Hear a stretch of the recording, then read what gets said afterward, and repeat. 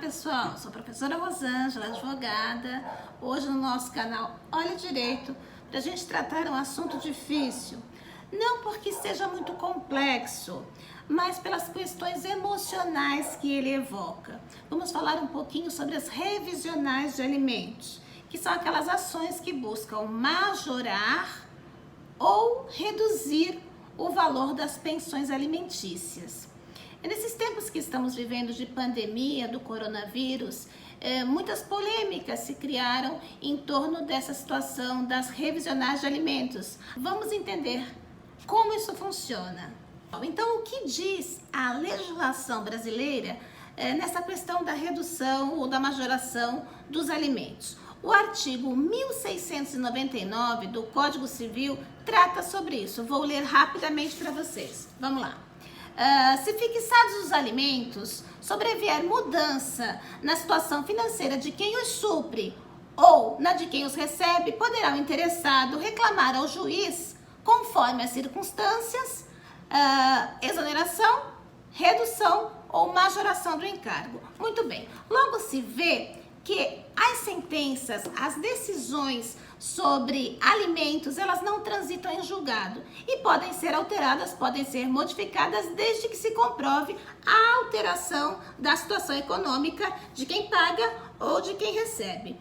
Os alimentos, ele tem uma legislação específica que busca equilibrar o binômio possibilidade-necessidade. Então, continua sendo nessa fundamentação que nós vamos demandar com relação às revisionais de alimentos. E diante da realidade da crise econômica, onde o alimentante teve o poder de renda diminuído e onde o alimentando também está sofrendo as questões da crise. Como fica? Nos casos em que as pensões foram fixadas em percentuais dos salários, em percentual dos rendimentos, não temos problema. Por quê?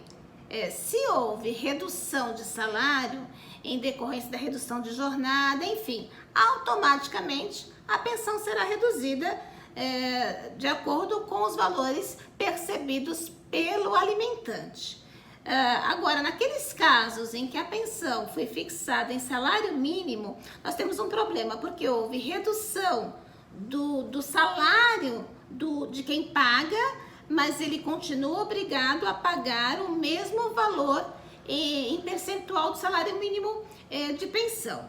Nesses casos, há necessidade de se reaver o equilíbrio do binômio que eu já mencionei, possibilidade e necessidade. Possibilidade de quem paga e necessidade de quem recebe. E aí que nós temos um conflito. Porque se de uma banda houve a redução do salário daquele que paga, muito provavelmente também houve a redução dos rendimentos de quem recebe, porque toda a sociedade foi atingida pela crise econômica. Veja, no caso de pensão entre pais e filhos, aquela criança que está com o guardião, seja o pai, seja a mãe, aquele que recebe os alimentos, ele também teve a redução de capacidade econômica e ainda o aumento das despesas, porque veja, filhos em casa, sem escola, você gasta mais com água, com luz, com alimentação e até com assistência médica.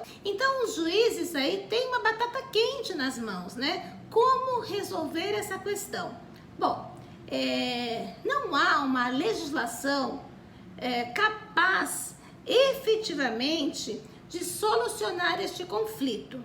Então não é fácil, não é simples chegar a um acordo, mas nas questões de direito de família, um acordo é muito melhor do que uma vitória judicial.